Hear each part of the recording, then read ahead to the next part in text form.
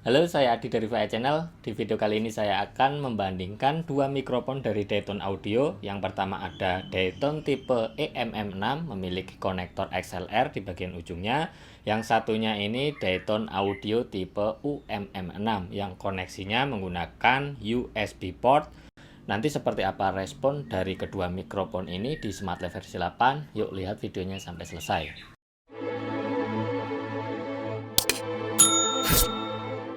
Sebelum kita melihat respon dari kedua mikrofon Dayton Audio ini, saya akan menunjukkan bagaimana saya routing dari dua mikrofon ini ke laptop atau PC yang digunakan.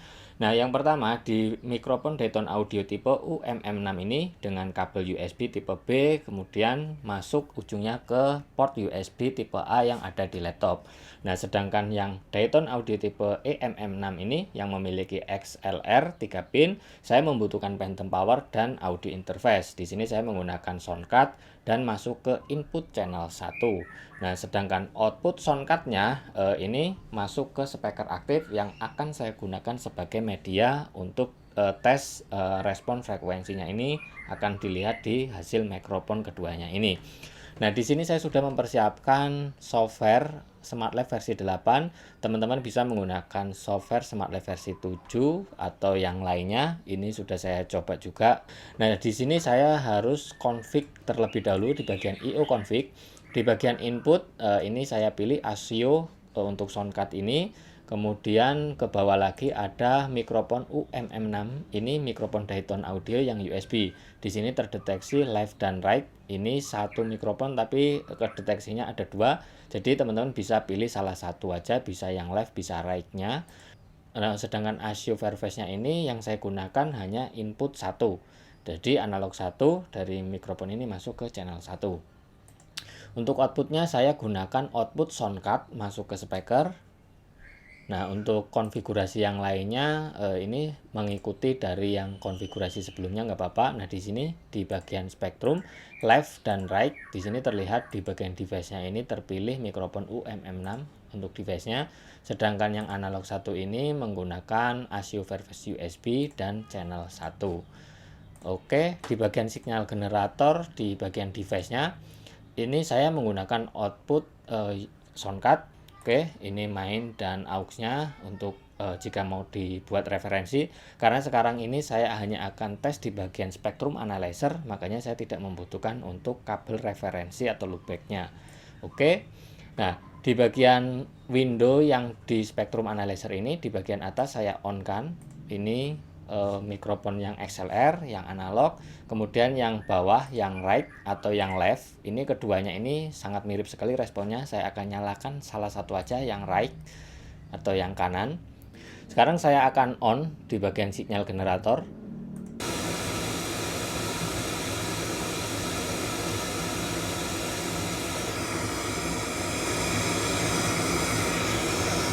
Oke. Saya save dan saya matikan datanya. Nah, di sini ada perbedaan level, tapi untuk respon frekuensinya sepertinya mirip sekali. Nah, ini yang USB ini yang warna pink. Nah, berarti ini saya akan turunkan, jadi menyamakan dari respon frekuensi yang di XLR ini. Nah, caranya saya akan on-kan lagi di sini, dan ini saya akan matikan. Di sini karena terlalu besar, maka saya akan mengurangi levelnya. Karena mikrofon USB ini tidak menggunakan soundcard, maka yang harus disetting di bagian sound device di bagian bawah.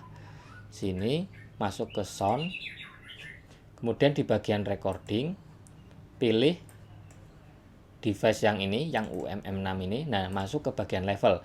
Nah, di level ini bisa disesuaikan mulai dari 0 sampai dengan 100%. Nah, berapa besar ini bisa diubah di sini, disesuaikan aja kebutuhan teman-teman semua. Nah, oke, saya akan on. Oke. Nah, ini saya akan sesuaikan lagi untuk levelnya. Saya turunkan.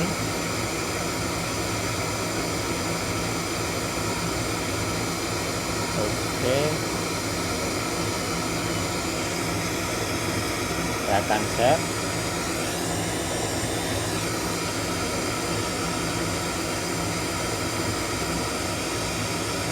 Oke, ini saya matikan lagi. Sekarang kita bisa bandingkan dari respon frekuensinya, karena sebelumnya tadi sudah saya sesuaikan untuk levelnya. Ini di sebelah kiri ini karena resolusinya ini per 1 dB per garis. Yang warna hijau ini yang XLR, yang warna pink ini yang dari USB. Di sini kalian bisa melihat perbedaan dari kedua mikrofon ini. Ya mungkin ada sedikit perbedaan karena di sini kan tidak 100% kondisinya sama di posisinya, tapi untuk jaraknya sih kemungkinan 99% ini sudah mirip sekali untuk jarak dan posisinya. Jadi untuk datanya ini mungkin tidak akurat 100%, tapi setidaknya mungkin 95% bisa dipercaya hasil dari perbandingan kedua mikrofon Dayton Audio. Oke, sekian dari saya. Semoga ini bermanfaat. Sampai jumpa.